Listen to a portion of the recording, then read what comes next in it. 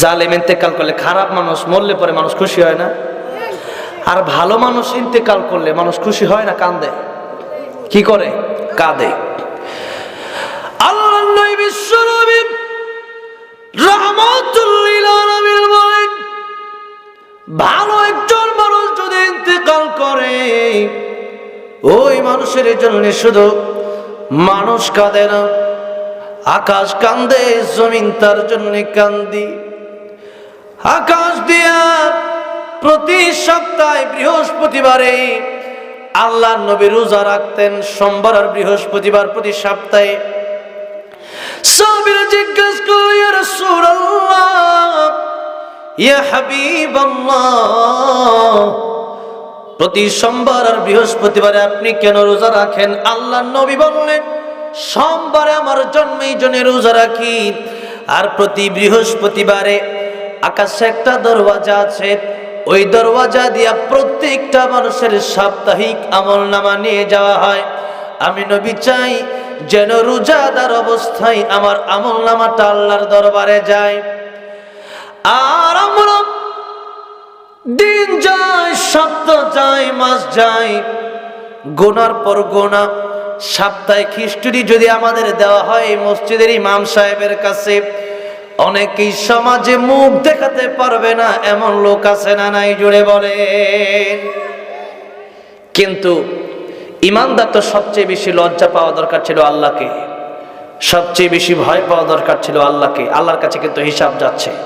যত গুনাহ করতেছেন, যেগুলোর কারণে মানুষের সামনে মুখ দেখাতে পারবেন না, সেই গুনাহগুলো প্রতি বৃহস্পতিবারে আল্লাহর কাছে নিয়ে যাওয়া হয়। আল্লাহ যখন আপনার আমলনামাটা দেখে, এই বান্দা এই কাজ করেছে, আপনার গুনাহটা যদি আল্লাহর কাছে যায়, আপনার তো কষ্ট হওয়ার দরকার ছিল, লজ্জা থাকা দরকার ছিল, আমি যে গুনাহগুলো করতেছি এই গুনাহটা তো আল্লাহর কাছে যাচ্ছে, আমরা আল্লাহ তো দেখতেছি। জোরে বলেন ঠিক না বেঠিক? এই এমন আসমান দিয়ে যাওয়ার কারণে ভালো মানুষের মৃত্যুর পরে আসমান কাঁদলে, আসমান ডেকে ডেকে বলে, আল্লাহ,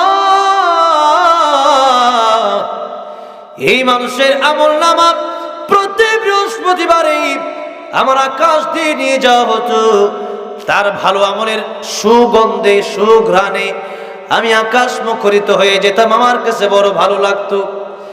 এই জন্য আজকে আমি কান্দি, এই লোকটার আমলনামা জিন্দেগিতে আমি আকাশ দিয়ে আর যাবে না। জমিন তার জন্য কান্দে। আয় আল্লাহ তাআলা,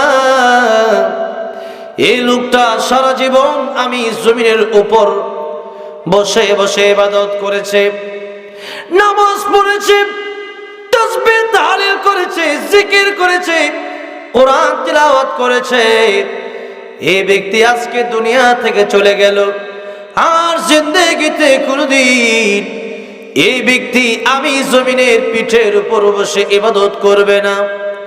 এই লোকটার ইবাদত, এই লোকটার আমল, এই লোকটার নামাজ, এই লোকটার কোরআন তিলাওয়াত আমার কাছে বড় ভালো লাগতো। আজকে লোকটা চলে যাওয়ার কারণে এই লোকের ভালো আমল আমি জমিনের উপর আর হবে না, এই জন্য জমিন তার জন্য কান্দে। এমনকি আকাশের ফেরেশতারা তার জন্য জান্নাতের দোয়া করে, বলেন সুবহানাল্লাহ। আর জালেম বান্দার মৃত্যুর পরে এলাকার লোকেরা খুশি হয় যে লোকটা মরছে, খুব ভালো হয়েছে, এই লোকটা বড় কষ্ট দিত আমাদেরকে। কিফিল মারা যাওয়ার পরে এলাকার লোকেরা বড় খুশি হয়ে গেল।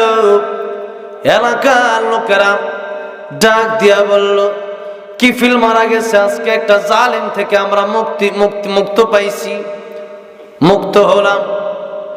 আমার আল্লাহ রাব্বুল আলামিন কুদরতি ভাবে এলাকার লোকদেরকে জানায় দিলেন, এলাকাবাসী,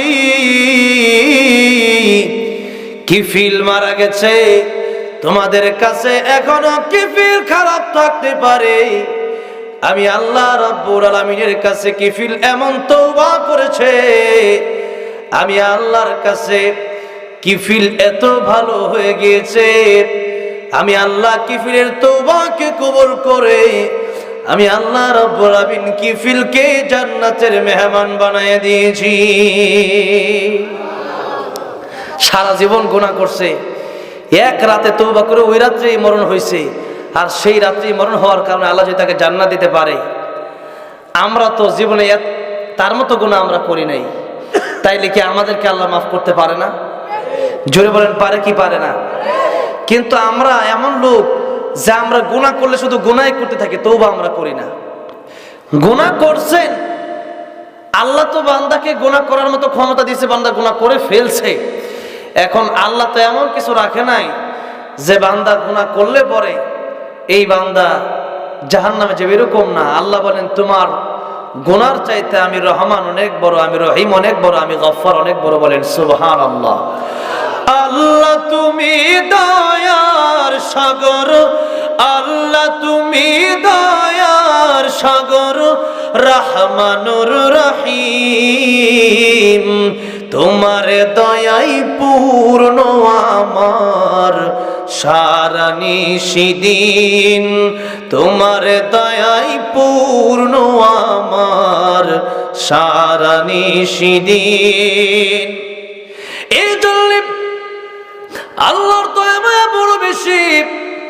গুনাহ যেহেতু করে ফেলেছেন, তওবা করেন, আল্লাহর কাছে তওবা করে ক্ষমা নিয়ে নেন। আল্লাহ নবীর জীবনে কোনো গুনাহ নাই, এরপরেও আল্লাহর নবী নিজেও তওবা করতেন। এবার শুন, আল্লাহ রাব্বুল আলামিন বলছেন, ইহকাল আর পরকাল তোমাদেরকে আমি আল্লাহ রাব্বুল আলামিন দিলাম পরীক্ষা করার জন্য। এই পরীক্ষা গরমকাল দিয়া করব, মাঝে মধ্যে শীতকাল দিয়া করব। গরমকালে নামাজ পড়তে বেশি কষ্ট লাগে না, কিন্তু শীতকালে ঠান্ডা পানি দিয়ে উযু করে নামাজ পড়তে বেশি কষ্ট। ঠিক না বেঠিক? গরমকাল আর শীতকাল কি সমান? গরমকালে পানি হাতে লাগাইলে আর মজা লাগে, আর শীতকালে আপনি এখন পানি দিয়ে উযু করেন, দেখেন কি বরফের মতো ঠান্ডা পানি। জোরে বলেন ঠিক না?